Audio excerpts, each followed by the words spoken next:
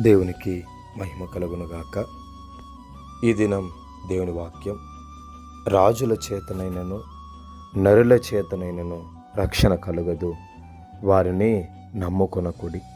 గమనించినట్లయితే గనక ఇక్కడ ప్రభువు స్పష్టంగా సెలవిస్తున్నది ఏమనంటే, ఎవరి మూలంగా కూడా నీకు రక్షణ కలుగదు.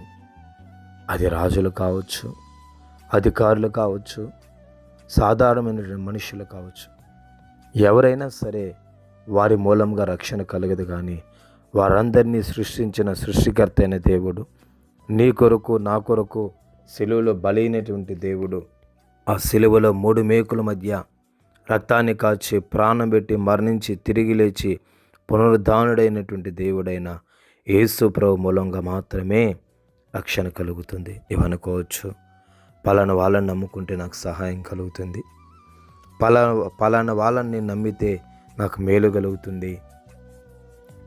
అదంతయు కూడా ఒక భ్రమ లాంటిదే. ఎందుకనంటే వాళ్ళని నువ్వు నమ్మచ్చు, వాళ్ళు నిజంగా సహాయం చేయగలిగినటువంటి స్తోమత కలిగిన వాళ్ళే అయినను లేఖనం ఏం సెలవిస్తోందంటే, నరుల ఆయువు గడ్డి పువ్వు లాంటిది అంటున్నాడు దేవుడు. అంటే నీకు సహాయం చేయడానికే వాళ్ళు సిద్ధపడిన వాళ్ళ జీవితంలో వాళ్లకు ప్రాణం ఉన్నట్లయితేనే వారికి సహాయం చేయగలుగుతారు. వారి ప్రాణము దేవుని చేతిలో ఉంది. ఇంకొక విషయాన్ని దేవుడు స్పష్టంగా సెలవిస్తున్నాడు, ఎవరైనా సరే నీకు సహాయం చేయాలని అంటే వారికి దేవుడు మాత్రమే బుద్ధి పుట్టించాలంట. అంటే దేవుని యొక్క అనుగ్రహం లేనిది ఎవరు కూడా నీకు సహాయం చేయలేరనేసి ప్రభువు సెలవిస్తున్నాడు.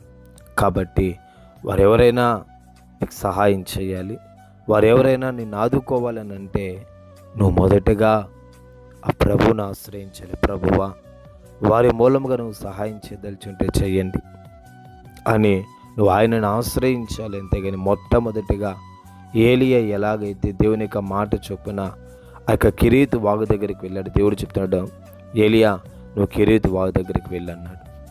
ఆ ప్రకారంగా ఏలియా వెళ్ళాడు. అతని ఆహారానికి దేవుడు కాకులను పంపించాడు. ప్రతి ఉదయము సాయంకాల సమయమున కాకులు వచ్చి అతనికి ఆహార రొట్టెను మాంసమును ఇచ్చి వెళ్తూ ఉండేటివి.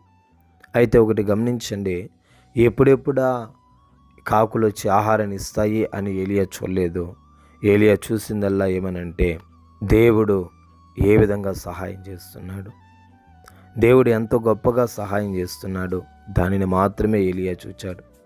కాబట్టి రక్షణ కలగజేసే దేవుని వైపు చూడండి, కానీ మనుషుల వైపు చూడొద్దండి.